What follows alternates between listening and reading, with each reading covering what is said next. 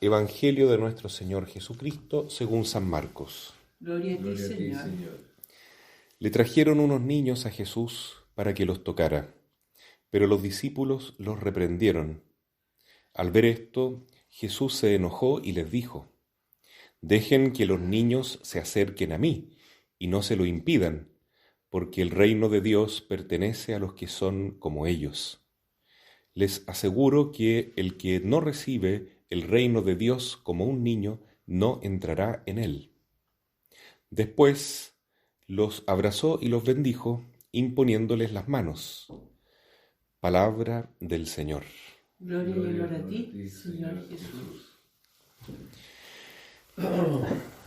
Este Evangelio de Marcos nos revela de un modo más pedagógico en qué consisten las bienaventuranzas del Señor. Jesús dice: «Bienaventurados los pobres, porque a ellos les pertenece el reino de los cielos». Y también en el Evangelio de Lucas dice: «Ay de ustedes los ricos, porque ustedes no heredarán el reino de los cielos». Ya tuvieron su satisfacción en este mundo, no se preocuparon de ayudar al prójimo, solamente buscaron su propio interés y satisfacción. Entonces, este Evangelio es el signo perfecto que Jesús nos regala para entender qué significa la bienaventuranza. Tanto es así que tiene un valor universal. Jesús dice: «El que no se haga como un niño no entrará en el reino de los cielos». Así de simple. Es decir, no hay otro camino que volverse niño. Ahora, ¿cómo se entiende esto? ¿No? En ningún caso se trata de ser infantilista, de ser inmaduro, de tener una actitud irresponsable en la vida, de no asumir los compromisos como padre, como madre, como personas que tienen un deber, ¿no es cierto?, y una responsabilidad ante Dios, ante sí mismo y ante los demás. Pero sí que la actitud del niño que Jesús evoca se explica desde esta óptica, ¿no?, de las bienaventuranzas, ¿no? Los pobres en el espíritu. Los pobres en el espíritu son aquellos que son como los niños. Santa Teresita del Niño Jesús es doctora de la Iglesia justamente porque ella explica mejor que nadie en qué consiste el camino de la infancia espiritual, que consiste simplemente en confiar en Dios más que confiar en sí mismo. Esto parece como muy lógico, está en los Salmos, está en la Biblia, pero como lo explica Santa Teresita en la Historia de un alma, con tantos ejemplos prácticos, realmente es genial, es magistral, y por eso ella es doctora de la Iglesia, ¿no?, nombrada así por San Juan Pablo II. Fundamental entender qué significa la infancia espiritual. El caminito de infancia, como decía ella, es volverse niño ante los ojos de Cristo. De ellos es el reino de los cielos.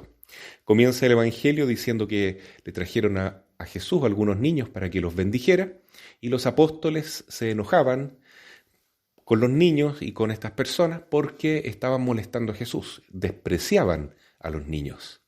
Del mismo modo, las personas que viven la bienaventuranza son despreciados por el mundo, parecen personas que no tienen, una mayor relevancia, o como que se ven tan débiles que fácilmente son mirados en menos.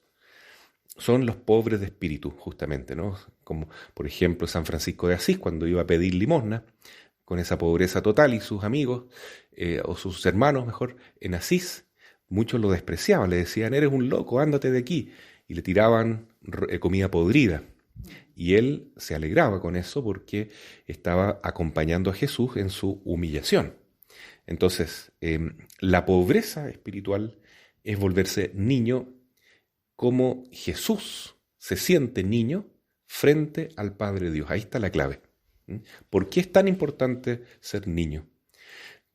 Claro, hay actitudes de los niños que son relevantes, como la inocencia, la pureza de los niños, pero lo más importante de todo es la capacidad que tienen los niños, que ellos no saben que tienen eso porque son niños, simplemente lo viven, de depender de sus padres, la dependencia frente a los padres. Eso es lo que Jesús evoca en esta gran imagen del niño. Esto lo estamos viendo, por ejemplo, en estas imágenes tan dramáticas de familias que están escapando de Ucrania para llegar a otros países. Y cuando uno observa atentamente la actitud de los niños, ellos están totalmente tranquilos. Están cansados, pero están en paz. Ellos no tienen mayor conciencia de que atrás se está librando una guerra que a lo mejor les podría haber caído una bomba encima, ¿no es cierto?, en su casa, o podrían haber muerto o podrían haber quedado heridos. Ellos no tienen ninguna preocupación en ese sentido. Simplemente están con sus padres o con alguno de sus padres, y eso les basta para estar tranquilos en medio del peligro. Esa es la actitud que Jesús quiere. Jesús, reitero, es niño frente al Padre. Esto es el misterio de la Santísima Trinidad. El Padre, el Hijo y el Espíritu Santo son tres personas distintas, un solo Dios. Pero la característica propia del Hijo de Dios es ser niño frente a su Padre. Eso lo dice Jesús reiteradamente cuando anuncia que Él no dice nada por su propia cuenta, que Él no actúa en forma autónoma, Él todo lo que hace es porque el Padre se lo ha comunicado, se lo ha enseñado, se lo ha dicho, porque se lo ha mandado. Es decir, Jesús tiene esa conciencia plena de ser niño frente a su Padre, dependiente, existencialmente hablando, ¿no?, frente a su Padre, en ese sentido, como enviado por Dios. Y esa es su identidad más propia, es el Hijo de Dios.